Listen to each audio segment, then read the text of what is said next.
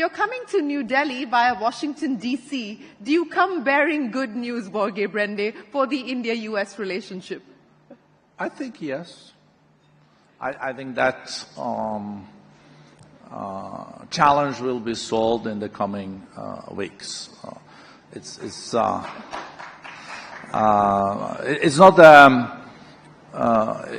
a natural situation that the U.S. and India don't work closely together. What is now unfolded, I think, will be water under the bridge in the coming weeks. But let's see. I might be wrong. My impression also when I was in Washington, D.C., was that they're serious about finding solutions, and with the people and the ministers I met here, I think it's the same approach. And why is that? Of course, the U.S. is the largest economy in the world, $30 trillion US. Close to 30% of the global economy is in the U.S., while 5% of the global population. So they're still an incredibly important nation. India is the largest democracy in the world. It's also the fastest growing of the largest economy in the world. But maybe even more interesting is that India will continue to be growing at that pace, hopefully for decades to come. So India will be interesting for the Americans and more. But America as a market, even if it's not such a big market for India today, but being 30% of the global economy, when India is maturing as an economy, you also want to have privileged access to the American economy. And don't forget, the Americans also do consume. Many nations, they don't consume. You know, they save most of their money. But while in America, they still consume. And you want them to buy things that are also produced in India. Yeah, well, which is why President Trump goes on about the trade deficits that the U.S. has to deal with. But, you know, what are you basing your optimism or your confidence on? You said that you believe or you hope that there will be a solution that both sides will arrive at. On the back of the conversations that you had in D.C., what gives you that confidence? We know that India and the U.S. have enjoyed a strategic partnership. They are natural allies for all of the reasons that you spoke of, and yet we saw India being singled out, being imposed with a 50% tariff, the highest only after Brazil. What gives you confidence that there is now an intent to try and work things out, and will that mean a removal of the additional 25% tariff? Yeah. So I did meet with some of the key trade negotiators in the U.S., but I'm not, of course, doesn't make sense to go into the details. As I said, I might even be wrong, but my feeling is that the zeitgeist in Washington, D.C. is also that they're looking at finding ways to break that impasse that was established. And I think there's also a keen interest in India. But of course, India is also it red lines in those kind of negotiations. But I think there is a win-win situation between India and the U.S. But you're also right, Shireen, that what you started to say, it's a very fragmented, complex world. And of course, the tariffs are the tariffs, but I think the most challenging tariff, the highest of all tariffs today, is uncertainty. And not really the tariffs in itself, it's the uncertainty. And that's well put. I think you're right in pointing out that the highest tariff perhaps today that the world is dealing with is uncertainty, and that certainly isn't good news as far as businesses are concerned, because, you know, capital is a coward. It likes to go where it feels safe, when it feels safe. So, Børge, let's try and understand what's happening with geopolitics at this point in time and how much that is having an impact as far as global trade is concerned, as well global markets are concerned. Global markets have been unusually resilient, even though the headlines have been screaming uncertainty. What do you make of that? So that's the silver lining in the whole thing, because I was very concerned also during the run-up to Davos in January that the geopolitics, that is the most complex since 1945. Maybe you even have to go back to 1918. The other days, a young student raised up and said, no, it's not 1918. He said, it's 1913. And I said, God forbid. But I think that we have seen a resilience in the global economy that is incredible in meeting with the new kind of world order or world disorder for the time being. It will take time before we get established a new kind of world order. We really need to hope and work against like the law of the jungle being the norm. But coming back to the current situation, even with what is unfolding in Ukraine, Gaza, the conflict that was with Iran, the global economy has been doing better this year than we expected. We increased our growth expectations for this year from 2.8 to 3%. And thank you, India. Thank you, India. You know that India, by growing 7% in the last quarter, is contributing now 18% to the overall global growth. I think India needs a big applause for that. It's really, they say incredible India, isn't it, in that commercial? But this is like, if you had said a few years ago in this room that India was going to be almost 20% of the global growth contributing, I think people would say, oh, that is maybe a little bit naive, but you will see a continuation of a positive input from India there. So on the global economy, I would say that, of course, there's always a bit of a risk for smaller bubbles. There could be an AI smaller bubble. There could also be a bubble related to crypto. You cannot exclude that. Of course, sooner or later there will be a recession again. But there is nothing very short term that tells us that there will be a recession. Quite contrary, we're seeing quite robust growth. But one unfortunate thing, though, is that we're seeing the foreign direct investments not developing the way we want. Last year we saw almost 10% contraction in the foreign direct investments. And the capital to emerging economies and developing countries, especially developing countries, is concerning. You know, let me pick up on the FDI aspect, because that is something that is worrying, and I think that is something that emerging markets like India are going to have to take into consideration as well.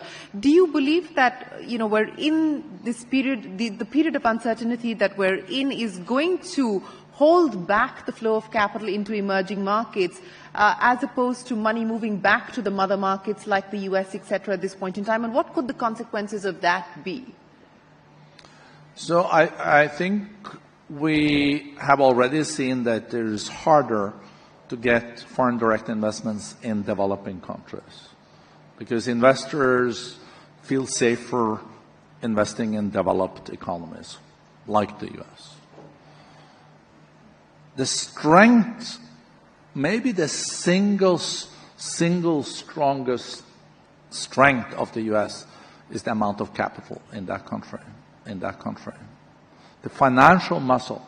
If you have an idea in the US, and there is even like a pre-seed seed thing, there will be some technology transfer officer walking around and say, wow, this can become something big. Let's invest. Let's get money. And then the private equity or seed capitalist or VC capitalist, they're all there and they're pouring money on it. And of course, maybe 9 out of 10 projects are not the greatest success, but if the 10th is a great success, it also leads to what we have seen, like MIT, the spin-offs from MIT, if you add them together, would be the 11th largest economy in the world, from one American university. That's the strength. So I'm worried if we will also see lack of investments in emerging economies. But I think that's more complex because, like, look at India. It's also strong in itself. Maybe smaller emerging economies can be hit by that. But it's something that we have to watch and be vigilant. What I'm more worried about is the global debt. And that is also, of course, linked to what I now just said, because private capital is available if you have a good project, but if it's too risky, they will then invest in the established economies. But the debt situation has to be addressed. Unfortunately, we have not been so indebted since 1945. Some countries have not been more indebted than since the Napoleonic Wars.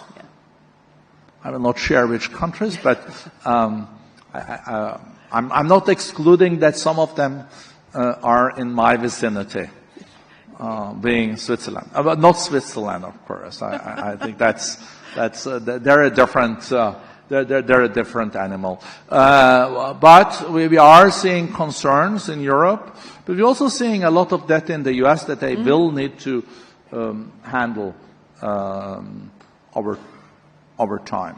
So there is not a lack of challenges ahead. But if you then want to reduce your deficit, you need to spend less. Yeah. And I guess you saw 1 million people demonstrating in France yesterday. 1 million people, because President Macron then had indicated that you need to spend less to get balanced budgets. So there is a big challenge here. And you also saw the demonstrations when President Macron went through with the reform of increasing the retirement age from 62 to 64.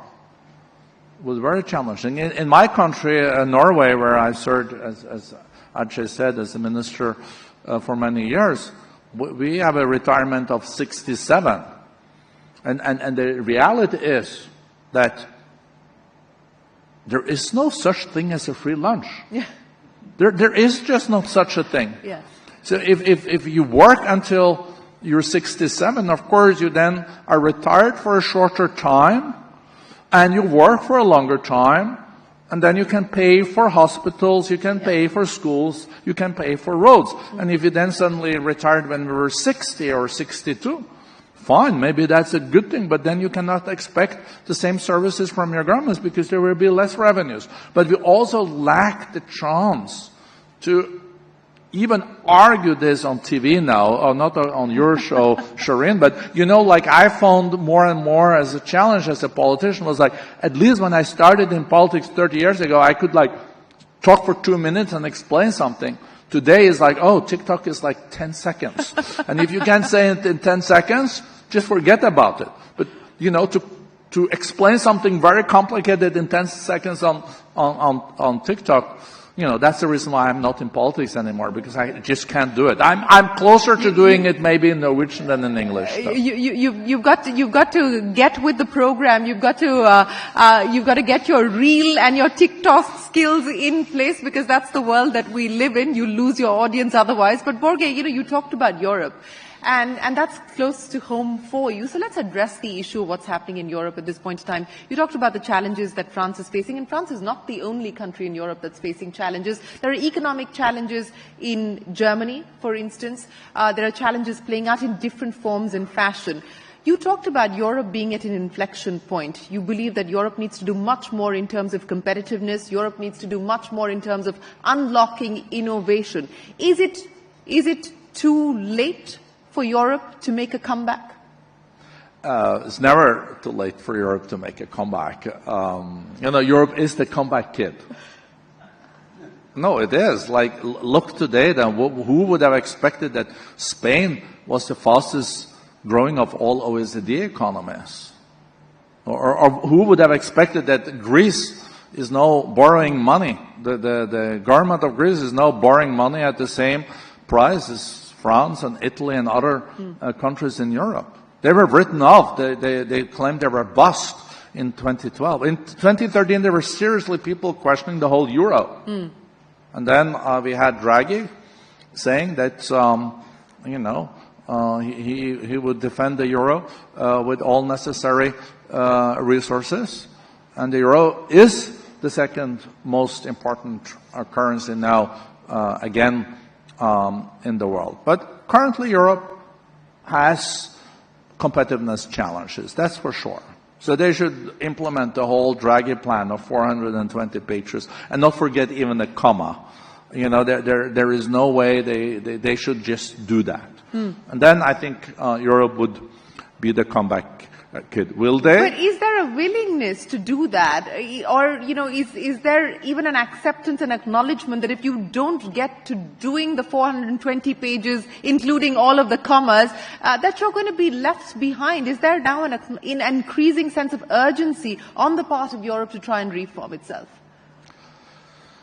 Sometimes in democracies, it has to become even worse before it gets better. Yeah. And that was the situation, of course, in Greece and partly in Spain. It was so bad in Greece that at the end they just understood that there is no alternative. Unfortunately, that is not the right way of doing it, because it's much better, as we know in life, it's much better than to start a little bit before you get into a full crisis and deal with it. So I think there are clear indications that reforms are being started. But also Europe has been, there is a war in Europe, the largest war in Europe since 1945 going on. Then Europe was buying cheap Russian gas, and now they pay 3 times the price for the gas. It's coming as LNG from the U.S. So I think you import a bit of LNG here in India too, and you import some oil, I understood too, but that's with the discount though. But some of it. But anyway, Europe,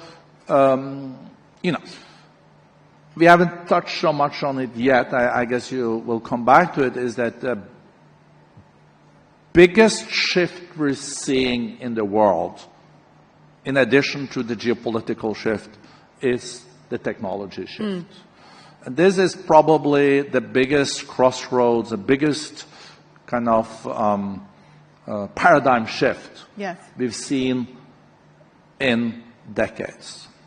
And the jury is out if, is it going to be like in the platform economy when the winner took it all? Is this new Gen AI, the frontier technology, is going to be like that? Or is it changing so fast that small and nimble and fast is more important than big?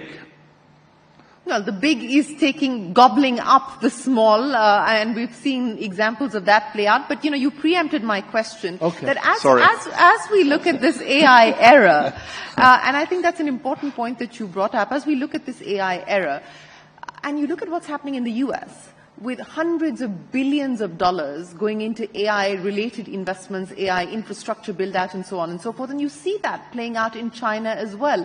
Is this now a battle largely between the US and China? Where does Europe find itself in the AI era? Where does India find itself in the AI era? So I'm relatively optimistic on behalf of India. We just seen in 2-3 years we became the second largest manufacturer of mobile phones. It was almost none produced before, and then suddenly you became the second largest producer. Also, the global demand is changing.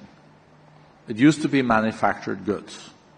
Especially during COVID, people wanted more televisions, new carpets, new furniture and all this. No, the demand is increasing for services and digital trade. And India is very strong in this. So we see that trade in manufactured goods is even going down. Yeah. It's barely growing. Yeah. While digital trade and services are growing at a much higher pace. But trade is not the engine of growth in the world economy as it used to be. So for decades, trade was driving the global economy. Higher than the trend growth was the trend growth of trade. Today, trade is growing maybe with 0.5% this year, and the global economy is growing 3%. But what I foresee as a real growth engine in the years to come is the new technologies. They're going to accelerate fusion energy. They're going to accelerate so many changes in health, in synthetic biology, life sciences. All what you use decades to research, you can now research much more effectively in the years to come. It's going to increase productivity in a way we haven't seen in the past. And you're right. So far, the U.S., with its financial muscles, as I alluded to earlier, the U.S. with its big companies towards AI and anyone can run has an edge. And China also has an edge, and in addition, China has something that India has too, like big data. You have to fuel all these language models with a lot of data. And if you have less privacy, you can even have more access to data. So China is doing well. But I wouldn't write off other nations either. Because if you look at the 10 largest companies in the world today, many of them did not exist 25 years ago. So I think the jury is still out. I think one of the largest companies can be a startup now in Abuja, Nigeria. I think it can be in Bangalore, India. You never know. It's up to the entrepreneurship capital, what they really invent. And, you can also move very fast from the hardware phase to the software phase. Yeah. No, well, at this point in time, it's the valuations are completely disproportionately in favor of what's happening in the U.S. with OpenAI, Anthropic, and a whole bunch of other startups there. Everything else pales in comparison. But, let's address the issue of the war that's currently underway in Ukraine. And we saw that last round of talks between President Trump and Vladimir Putin. And now the possibility of additional sanctions. And of course, President Trump now putting the ball in Europe's court saying, look, if you want to do secondary sanctions, you've got to take the call first. There doesn't seem to be any indication of any kind of a pullback at this point in time. And there doesn't seem to be the appetite on Europe's part to go through with any further aggressive sanctions. So are we at an impasse when we talk about Russia and Ukraine? Every war needs to end. So there will be an end of the Ukraine war too. But is it this year? Is it next year? Is it the year after? I think that's to be seen. It's not as easy to end that war as we maybe thought. It takes two to tango. And currently, I think the calculation in Moscow is that they can achieve more military-wise by continuing than making a deal just now. They don't control the whole of Donbass anymore, Donetsk and Lugansk. They had more territory at the beginning, and then they had to retract. So I think Putin really wants to say that he's controlling the whole of Donbass. That's like 20% of the Ukrainian territory. Today he has like 18%. Crimea is already Yeah. also, there has been an annexation. But also that area of Donbass is annexed by the US, by Russia. So at least I think he wants to get there. But the Ukrainians don't want that, so they're fighting back too. And we're seeing now hundreds of thousands of people being killed. I wish this war could end as soon as possible. But we are also seeing like a totally different warfare from the past. You know, in the First and Second World War, we saw if you had good soldiers, you could do well. But then we saw that also logistics was an important part of it. So you could only win wars with excellent soldiers, excellent equipment, and then good logistics. And now you can only win wars if you also have the technology, state-of-the-art technology. And the technology that is being developed now when it comes to drones and the new ways of warfare is just breathtaking. So, but it's also much harder to gain territory than protect territory. So, Putin thought he was going to take Ukraine in a week. That didn't happen, and we all know that.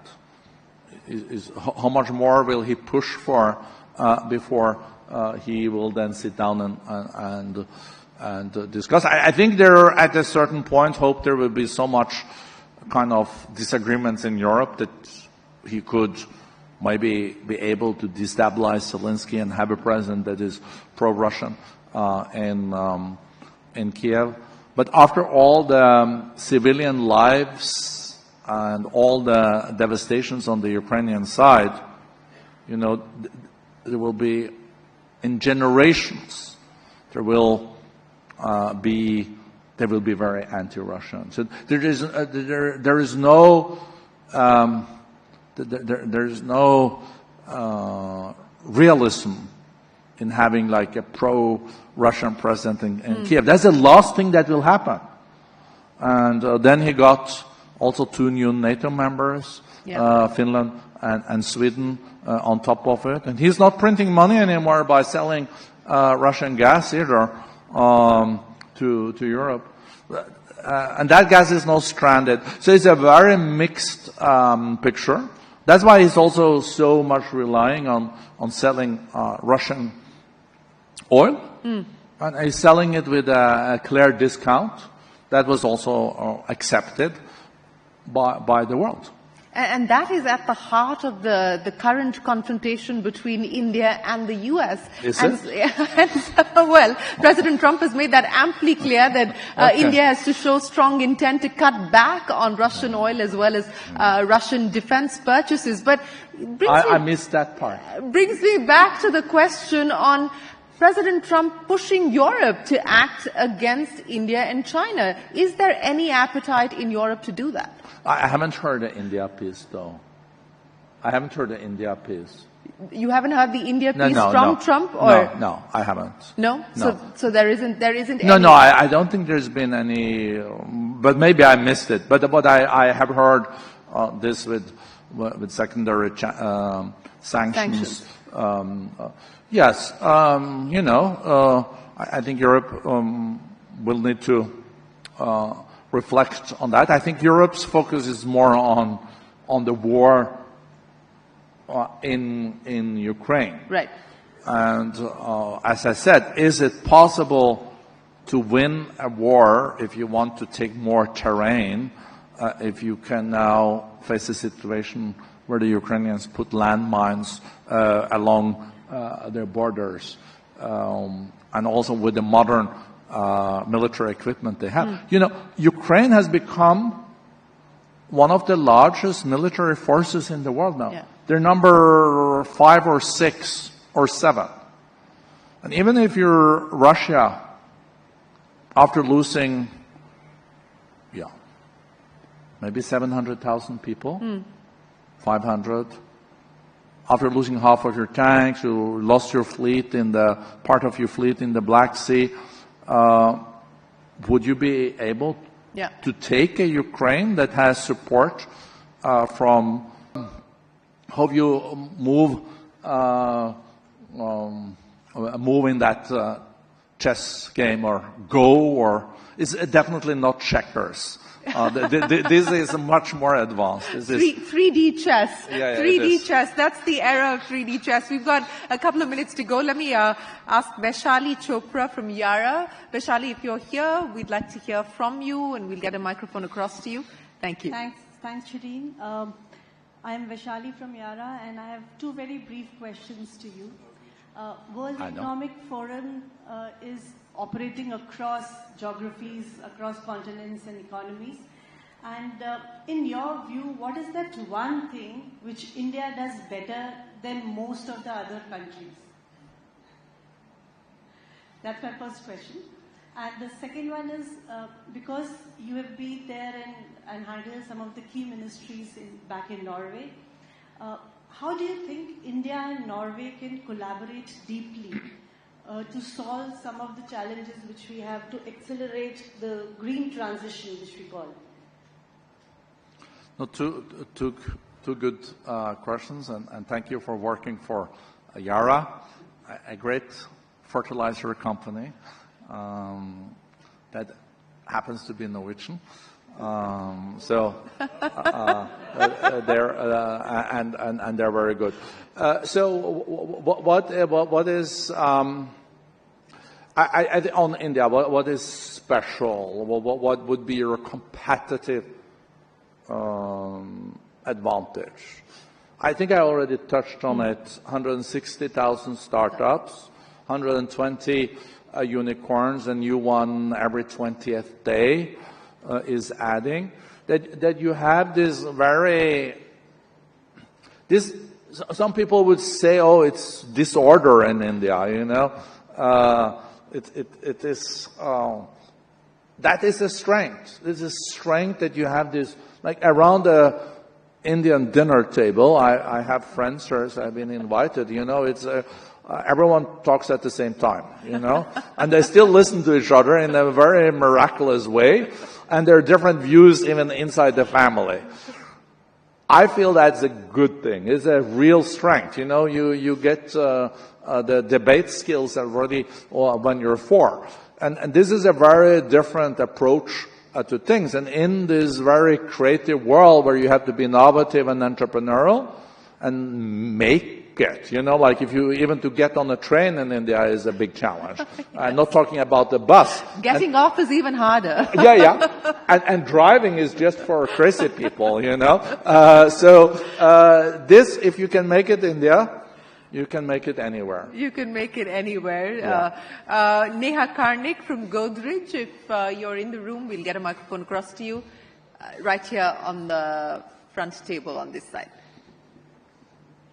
And on the Norwegian India, go ahead. On the Norwegian India thing, I think there is a lot of things that Norway and India can do also on the green transition. Norway has sourced 100% of its electricity from renewables. And I don't think there is any reason why that cannot happen also in India in the years to come. It will take a bit of time, but India will get there. We'll get there. And then you don't need to import LNG from abroad, Like these are freedom fuels. The renewables are freedom fuels because if you source from wind, solar, and all this, it's all domestically produced. So no one can say, oh, if you don't do that, we will not export this to you. These are freedom fuels that you should have more of. Absolutely. Yes, Neha, go ahead. So while World Economic Forum's annual meeting in Davos, it provides a global platform for high-level announcements and also strategic partnerships. For a country like India, the real value would actually lie in how these discussions are actually translating in all year-round, on-ground initiatives.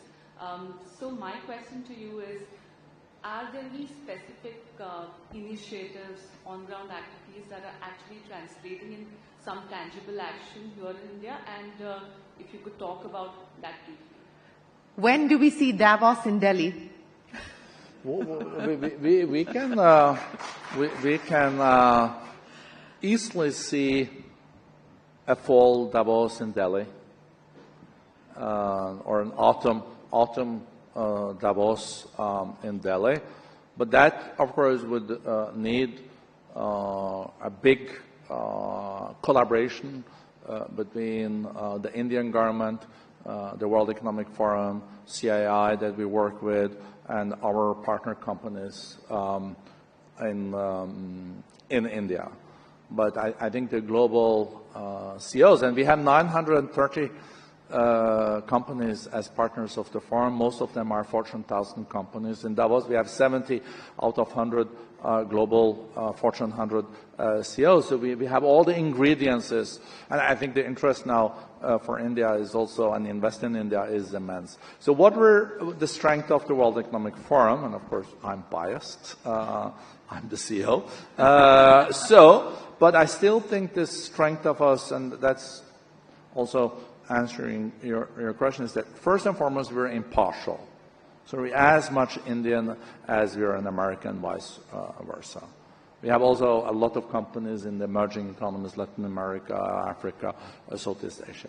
So what is making it harder today to do public-private cooperation that is at heart of the World Economic Forum is that it's even hard to get people that don't agree in the same room now. We're still able to do that. And when we get them in the room, we have to identify what are areas of common interest or overlap in the self-interest. Before, it was a little bit of a different approach. But, you know, the rest of the world has also gone MAGA. It's not like only make America great again. It's make China great again. It's make Malaysia great again, and all that. So when we see overlap in the interest, we strike. So that's why we're building on coalitions to fight future pandemics. That's why we're also building work on how to fight cybercrime. It's incredible. Cybercrime in itself probably steals $4 to $5 trillion from the global economy every year. And I think even if China and the US are competing, I think they can agree that cybercrime is not a good thing. That's stealing both from China and the US. That's why we also have programs on the trillion trees. That's why we have programs also on how can companies use their purchasing power to green their supply chain. So when Apple says 20% of our aluminum needs to be green, aluminum companies said, oh yeah, we might want to produce that aluminum for Apple. And we have this coalition on First Movers Coalition that's all about using the purchasing power to green the supply chain. We have 148 different initiatives like that at the World Economic Forum. So if you're very patient, and if Shireen lets me, I can list them all to illustrate that we're walking the talk. But I guess you would rather look at our website. He's the boss. He's the boss. He'll tell you He's getting nervous if you already. can list out the 148. Well, I don't know about bringing Davos to Delhi, but I can tell you that Delhi has definitely taken over Davos. The entire Davos promenade is all India, and it virtually has gotten to be much more of India year after year. Børge, we're out of time. Let me end by asking you, Davos 2026, are we likely to see President Trump, Prime Minister Modi, President Xi there at the same time? Yes. Is that a commitment? Likely, you said. I'm answering your question. Are we likely to see them there? And I said yes. Børge, Brende, always a pleasure. Many, many thanks for joining us. Ladies and gentlemen, a big round of applause for the President of the World Economic Forum, Børge Brende. I'm going to, request Aklanta to give a formal vote of thanks. And before I do that, I'm going to say that... From Europe? That's why I think, as I said, every war needs to end. And, of course, it's unfortunate if one has to also give up territory. But it's not a new thing after wars that happens. Even you can say it's not fair. But let's see. I'm not fortunately not negotiating on the negotiating table. No. But, I want to talk about the work that WEF does, and the World Economic Forum, of course, has several reports that you put out, from gender parity to what's happening on jobs and competitiveness. As you look at the world from a context of economic growth, but the jobs challenge as well in the context of AI and the use of more and more technology, what's the silver lining there, and what's the thing that you're most worried about on the jobs front? So every big technology change, as I said, I think there's a paradigm shift, will lead to a certain period with quite challenging structural changes. So when Henry T. Ford introduced the combustion engine and the cars, there were owners of horse taxis demonstrating in London and New York and said, we're out of business like with these cars. Don't let them drive. And then people said, no, we'll have the cars, and we don't have... There's also clear upside not having 10,000s of horses in the city. So people were generally happy to get the horses out. And then there was a lot of taxi drivers, they lost their job. But maybe later on they were driving the cars. They got themselves a driver's license. And they were driving taxis. If you look at Switzerland, where then the World Economic Forum is based, 100 years ago, 95% of the people in Switzerland worked in the agriculture sector. And then they thought maybe that wasn't so smart because it didn't really give that much outcome, and they were poor. So it's hard to do alpine agriculture. So they said, okay, maybe we'll start to make watches, we start banks, we start with pharmaceutical. Yeah. And today, 2% of the people of Switzerland works in the agriculture sector, and they produce 5 times more food than did with 95% of the population in the agriculture sector. So where did all these people go? They found other jobs. But I'm not underestimating, though, the medium-term big challenges with the Gen AI. They're going to have huge impact on some of the jobs that are there today, and also pretty okay paid jobs. But hopefully, history will repeat itself, that every new technology paradigm shift has led to producing higher up in the value chain, people getting more salaries. More for less means that you have more welfare and you get more prosperous. So I think people are being asked, how can you persuade us that the AI will be good for the world or prosperity or jobs? I would say, no, please tell me, why should this technology breakthroughs be different than from the past? The ones you had in the past has, over time, been very good to humankind. And that's where I think also these new technologies will be. I think look at cancer. We tried now for 50 years to solve that. We could even have someone to land on Mars, but we did not solve the cancer thing. And today, if you have a scan, you rather probably have a AI scan. Don't make mistakes. Than a doctor. And just imagine, this is just the tip of the iceberg. We'll see breakthroughs in the years to come that we haven't seen in accelerated technology breakthroughs. And I think India is well positioned to be a place where these investments and these breakthroughs can happen, especially when you have 60% of your population under 30 years, and especially when you have a startup culture, 160,000 startups and all that. And why am I saying that? Because jobs will not be the same. When I graduated from university, we were looking for jobs. How could you get a job at this bank or this prestigious consulting firm or at this aluminium company and all this. No, today and in the future, you have to create your own job too. There's a different job market out there. But it's very unfamiliar for people at my age. But for the younger generation, that's the reality. But it's not only a negative thing. It comes also with a lot of flexibility. You don't have to come there and say hello to your boss every morning and say, no, I'm here and I'm like 9 and I leave after you came to work. No, it's a much more innovative job market too. So it comes with its challenges, but it's also good. And it comes with its opportunities, as you pointed out. I mean, we didn't have content creators as a category of people and an occupation, and suddenly it is.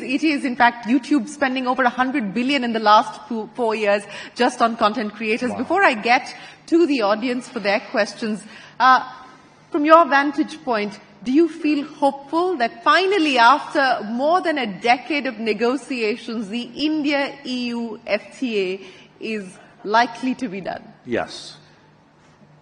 By the end of this year? Yeah, definitely. I think there's no reasons why, because the EU is now willing to make compromises, and India is also willing to make compromises. India has understood that you don't want to have all your eggs in one basket. You want to spread your eggs. So, EU is the largest market in the world, with 600 million people, and there is no real differences between India and the EU. You like each other. I think there's a lot of cultural similarities. Of course, there are cultural differences too. But I think that's going to happen. As I said also in the beginning, the Americans and the Indians will also find a path. And in many ways, the US would stop without the Indians. Like the diaspora there is incredible. Running all their biggest companies and a lot of smart Indians in the US. So they will also, there's natural affinity there. And of course the Americans also are very minded about Asia. Yes. And they're one trick pony on one topic, as we know, called China. And that's maybe the only thing where, when I was in DSC, the only thing they would, when you are in the Senate meeting, I think I met 15 senators in one day, but the only thing they agree on is that topic. Which is to do more with them or not do anything at all? I think they agree on being conscious about the rights of China. Conscious about the rights of China. But it's interesting that this is also happening at a point when India and China are now re-engaging, at least economically. Both sides are making an effort to reach out to each other. What do you make of that? I think that sends a signal to Washington, D.C.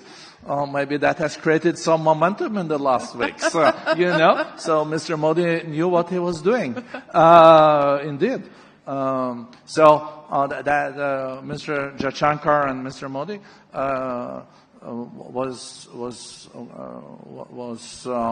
thoughtful about that. But anyway, I do think, though, that it's a good thing that China and India are on talking terms. There's no reasons why. I think it's a good thing for the world, but with two. It's like a big panda there and a big elephant there. They will always be competition there. Or you can say there can be collaboration, yes, but there will also be competition, and you are neighbors. And there are neighbors of neighbors too. Myanmar, Bangladesh, Sri Lanka, Nepal, Bhutan. I think you're not even competing for goodwill there, though, are you? But the others, there is a little bit of a beauty contest going on, and there is competition. So these are just natural things that also the Americans know well. So